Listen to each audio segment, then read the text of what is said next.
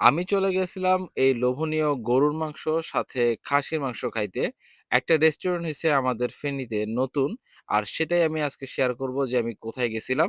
আমি চলে গেছিলাম ফেনীতে নতুন হওয়া ইয়াম্মি সুইটস অ্যান্ড রেস্টুরেন্টে, যেটার লোকেশন হচ্ছে ফেনীর একাডেমি রোডে। সেখানে যাইতে না যাইতে এমন সবকিছু খাওয়া আমার চোখের সামনে পড়লো, আর আপনাদেরকেও সেটা ধাপে, ধাপে দেখাইতেছি।